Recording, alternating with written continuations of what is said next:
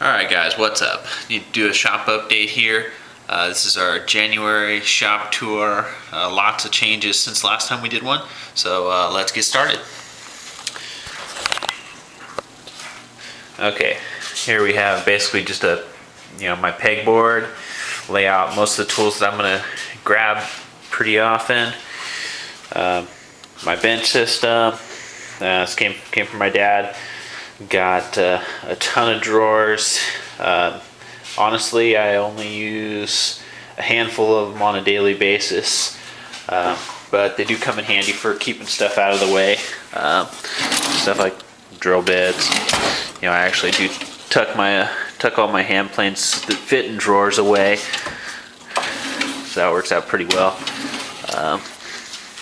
My larger hand planes, I've just been hanging them up here on the wall. Figured that out the other day, that a couple of zip ties makes a really quick way to get those things up off of whatever they were stacked on. Moving over this way, we've got our sharpening station. Just a big old granite surface plate. I can use an adhesive sandpaper or spray it down with 3M adhesive to stick it on there. I've been favoring the sandpaper and oil stones lately. I do have some water stones tucked back in here. Low speed grinder, low speed wet grinder. Honestly, don't use that one too much. It does work fine. I just usually find that I'm pretty quick if I use the low speed grinder and go straight to the stones for honing. Scroll saw, the bandsaw, probably my favorite power tool in the shop. That and the cutoff saw. Joiner, pretty much gets used on just about every project. Updated it to a bird head. Newest addition to the shop is the workbench. Just finished that up. I guess it's a Holtzoffel or whatever you want to call that, where basically I can clamp stuff down there in the vise, clamp it onto the front, clamp it onto the legs, all that stuff's flushed up, or I've got dog holes running the whole length of it. Can stack some lumber up over here, planer stuff back in a corner, high-tech dust collection system, the Craftsman saw, big old HTC fence. I can rip up to 52 inches with it. I got a bench dog router table, and pretty much my stationary base for my router just stays down there. It lives in there, and I can just plug my router right into that within about a minute or so. This whole thing's on a mobile platform, so I can drop those eye bolts and roll it around the shop, get it out of the way. If I need to cut longer stuff, I have to open the garage door. Not really too big of a deal.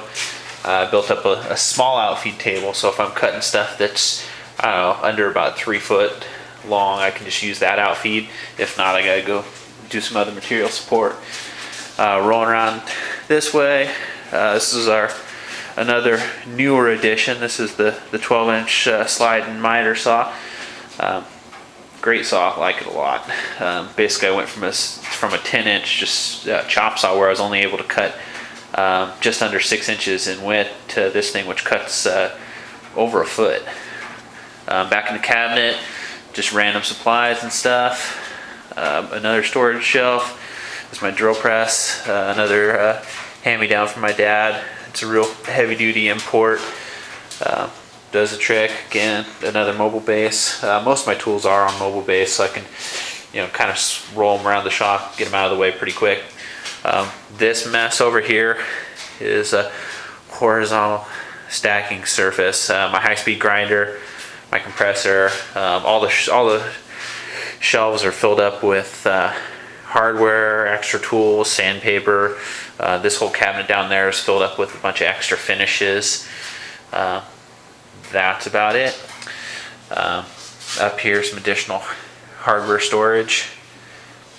And that's pretty much my shop. About the only thing that I didn't touch on was back behind these doors and running the whole length of the shop is also about a 3 foot deep storage unit. Place where we collect a bunch of junk.